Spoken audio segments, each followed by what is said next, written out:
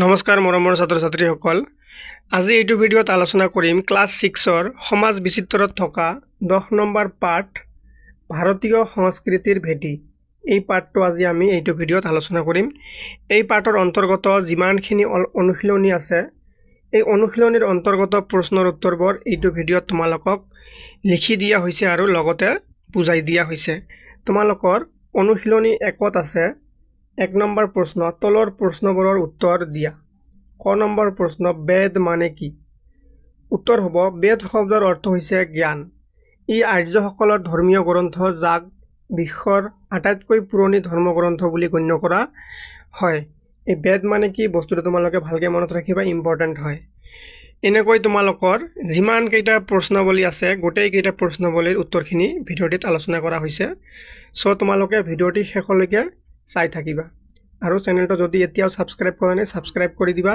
তোমালোকৰ খ নম্বৰ প্ৰশ্ন কি গ্ৰাম কি উত্তৰ হ'ব গ্ৰাম হৈছে বহু পৰিয়ালৰ একেলগে হৈ গঠন কৰা এটি সৰু বসতি বৈদিক যুগত সমাজৰ মৌলিক একক আছিল গ্ৰাম তোমালোকে মনত ৰাখিবা যদি তোমালোকে এইখিনি পঢ়িলেও হৈ যাব গ্ৰাম হৈছে বহু পৰিয়াল একেলগে হৈ গঠন কৰা এটি সৰু বসতি ধৰা আমালোকৰ যি গাঁও আছে এখন গাঁৱত বহু কেইটা ফ্যামিলি একলগ হৈ বসতি কৰে বা থাকে তাকে গাঁও বা গ্ৰাম বুলি কোৱা হয় আমি যেনেকৈ গ্ৰাম অঞ্চলত এখন গাঁও থাকে এটা গাঁৱত তোমালোকে জানা বহুতো ফ্যামিলি থাকে যত বহুত কেইটা ফ্যামিলি মিলি একলগ হৈ বসতি কৰে তাকে কি বুলি কোৱা হয় গ্ৰাম বুলি কোৱা হয় আমাৰ সাধাৰণ ভাষাত আমি গাঁও বুলি জানো গ নম্বৰত আছে বৈদিক যুগৰ উল্লেখযোগ্য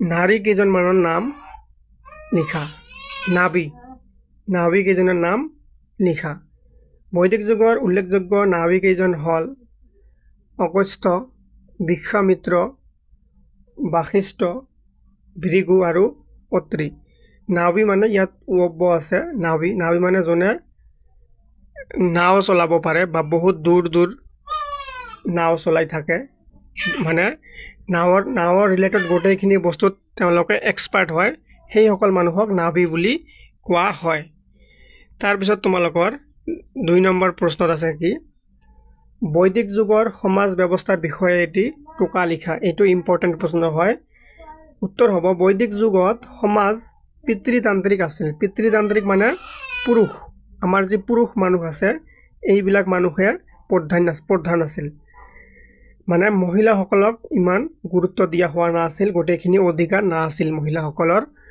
সমাজত বৰ্ণ অনুসৰি মানুহক ভাগ কৰা হৈছিল আৰু সমাজৰ যিমানখিনি মানুহ আছিল ভাগ কৰা হৈছিল বিভিন্ন বৰ্ণ জাতিত ভাগ কৰা হৈছিল যেনেকৈ ব্ৰাহ্মণ ক্ষত্ৰিয় বৈশ্য আৰু শূদ্ৰ এই কেইটা বৰ্ণত মানুহবোৰক ভাগ কৰা হৈছিল মানুহৰ জীৱন ধৰ্ম অৰ্থ কাম আৰু মোক্ষ এই চাৰিটা উদ্দেশ্যৰ ওপৰত নিৰ্ভৰ কৰিছিল যেনে ব্ৰাহ্মণ হলে এইখিনি কাম কৰিব যদি শূদ্ৰ হয় এইখিনি কাম কৰিব নোৱাৰিব বৈশ্য হলে এইখিনি কাম কৰিব পাৰিব এইখিনি নোৱাৰিব তেওঁ এইখিনি পৰিধান কৰিব পাৰিব ইয়াত যাব পাৰিব নে নোৱাৰিব এইবিলাক গোটেইখিনি হ'ব তেওঁৰ বৰ্ণ অনুসৰি যাৰ যি বৰ্ণ আছিল সেই অনুসৰি সকলোৰে কাম বেলেগ আছিল জীৱন ধাৰণৰ আহিলাটো বেলেগ আছিল 3 নম্বৰত আছে তোমালোকৰ কি বেদত উল্লেখ থকা মূল ধাৰণা কেইটা কি উত্তৰ হ'ব 1 নম্বৰ বেদত উল্লেখ থকা মূল ধাৰণাসমূহ হৈছে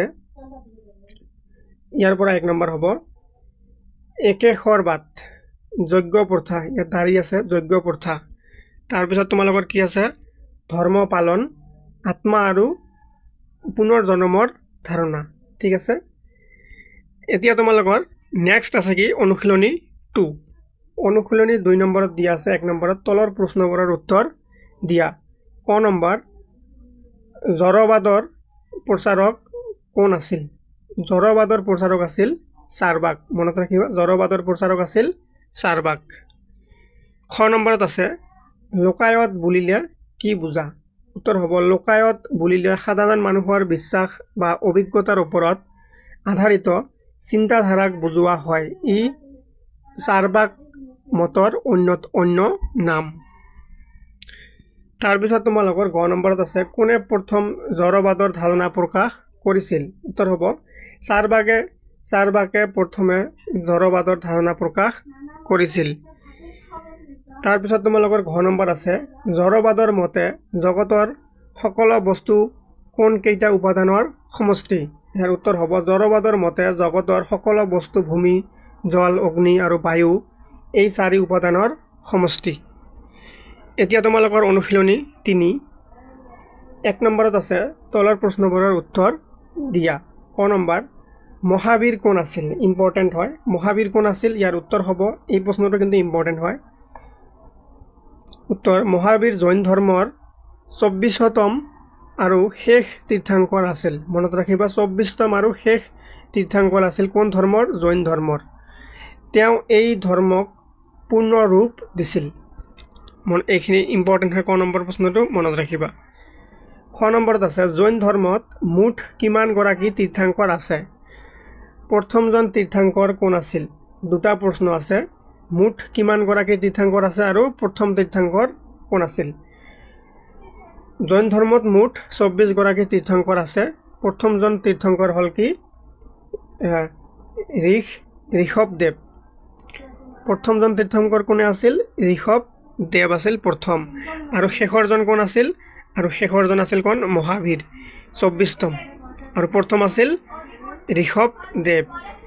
গ নম্বৰ প্ৰশ্ন জৈন ধৰ্মৰ নীতি 5টা কি কি? উত্তৰ হ'ব জৈন ধৰ্মৰ 5টা নীতি হৈছে 1 নম্বৰ অহিংসা, সত্য, এইটো মনত ৰাখিবা গ নম্বৰটো। অহিংসা, সত্য, ইয়াত তোমালোকৰ দাৰি আছে, অস্তেয় মানে চুৰি নকৰা, আৰু ব্ৰহ্মচৰ্য, ইয়াত ব্ৰহ্মচৰ্য হ'ব। তাৰপিছত কি আছে? অপৰিগ্ৰহ বা সম্পত্তি মোহ নথকা। এই 5টা ইম্পৰ্টেণ্ট হয়, মনত ৰাখিবা। ঘ নম্বৰ জৈন ধৰ্ম গ্ৰহণ কৰা প্ৰাচীন ভাৰতৰ 2জন ৰজাৰ নাম লিখা। উত্তৰ হ'ব 2জন ৰজাৰ নাম চন্দ্ৰগুপ্ত মৌৰ্য আৰু খাৰবেল। প্ৰাচীন ভাৰতৰ 2জন ৰজা চন্দ্ৰগুপ্ত মৌৰ্য আৰু খাৰবেল। তাৰপিছত 9 নম্বৰ প্ৰশ্ন জৈন ধৰ্মৰ অনুগামীসকলক কি দুটা ভাগত ভাগ কৰিব পাৰি? জৈন ধৰ্মৰ অনুগামীসকলক দুটা ভাগত ভাগ কৰা হয়, শ্বেতাম্বৰ আৰু দিগম্বৰ। মনত ৰাখিবা শ্বেতাম্বৰ আৰু দিগম্বৰ। নেক্সট আছে মহাবীৰ শিকনিসমূহ প্ৰাকৃত ভাষাত কি নামেৰে সন্নিৱিষ্ট কৰা হৈছে? উত্তৰ হ'ব মহাবীৰ শিকনিসমূহ প্ৰাকৃত ভাষাত আগম নামেৰে সন্নিৱিষ্ট কৰা হৈছে।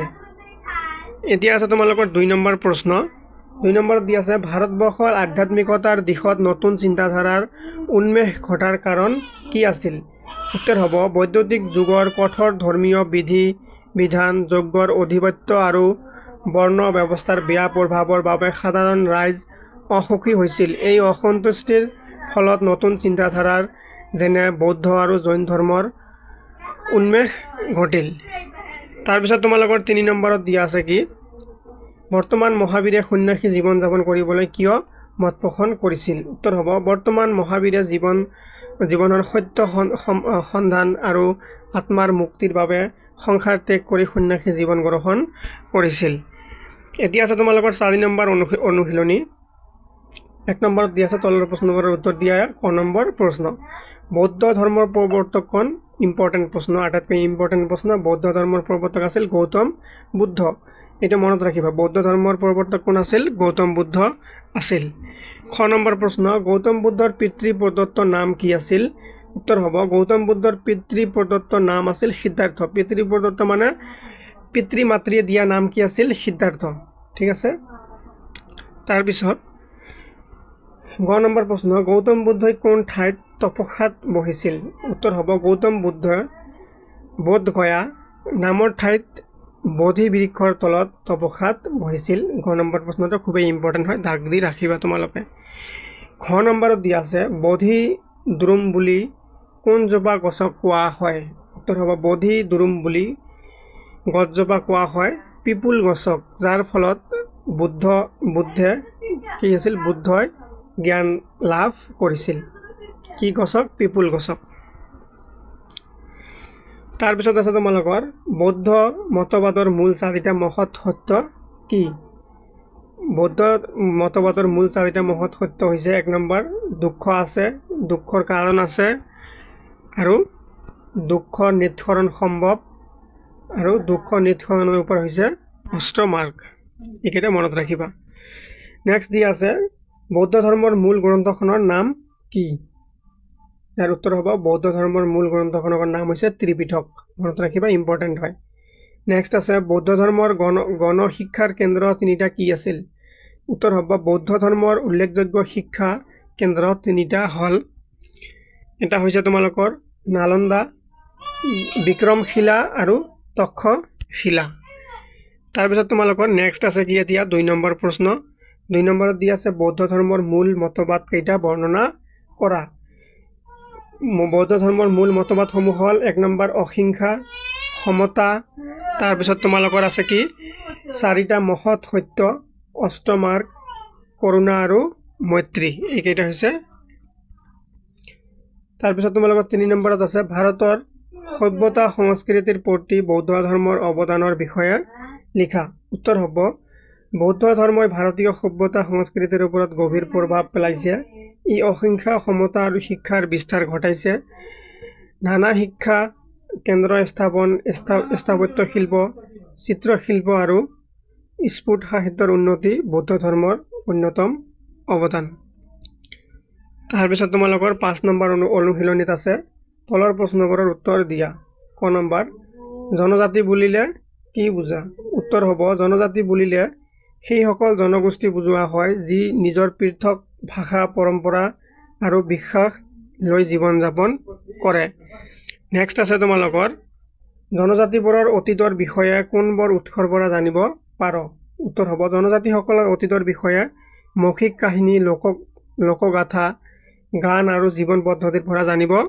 পাৰি নেক্সট তোমালোকৰ প্ৰশ্ন আছে ডনিপলৰ উপাসনা কোন জনগোষ্ঠীৰ লোকে কৰে ডনিপলৰ উপাসনা মিচিং জনগোষ্ঠীৰ লোকে কৰে তাৰপিছত তোমালোকৰ ঘ নম্বৰ জনজাতীয় বিশ্বাসে মূলত কাক ঈশ্বৰৰ স্থান দিয়ে ইয়াৰ উত্তৰ হ'ব জনজাতীয় বিশ্বাসে মূলত প্ৰকৃতি আৰু প্ৰাকৃতিক শক্তিৰ ঈশ্বৰৰ স্থান দিয়ে তাৰপিছত তোমালোকৰ নেক্সট আছে মুণ্ডা আৰু চাওতাল আদিবাসীসকলে কাক উপাসনা কৰে উত্তৰ হ'ব মুণ্ডা আৰু চাওতালসকলে সিংবঙা নামৰ ঈশ্বৰক উপাসনা কৰে 2 নম্বৰত আছে তোমালোকৰ ভাৰতৰ জনজাতীয় বিশ্বাসসমূহৰ বিষয়ে চমুকৈ বৰ্ণনা কৰা উত্তৰ হ'ব ভাৰতৰ জনজাতি জনগোষ্ঠীবোৰে সাধাৰণতে প্ৰকৃতি পূজা কৰে তেওঁলোক বনৰ গছ নদী পাহাৰ পশুপক্ষী ইত্যাদিক ঈশ্বৰ ৰূপে গণ্য কৰে তেওঁলোকৰ বিশ্বাস মৌখিক কাহিনী আৰু উৎসৱত প্ৰবাহিত হয় এই সকল বিশ্বাসত সমাজৰ শান্তি সহযোগিতা আৰু প্ৰকৃতিৰ সংৰক্ষণৰ মূল্য আছে এইখিনিতে তোমালোকৰ এই পাৰ্টটি গোটেইখিনি উত্তৰ আলোচনা কৰা হৈ গ'ল সো আশা কৰিছোঁ তোমালোকে ক্লাছটো ভালকৈ বুজি পাইছা যদি তোমালোকে বুজি পাইছা কমেণ্টত ইয়েছ বুলি লিখিবা আৰু চেনেলটো যদি এতিয়াও সাবস্ক্ৰাইব কৰা নাই সাবস্ক্ৰাইব কৰি দিবা ধন্যবাদ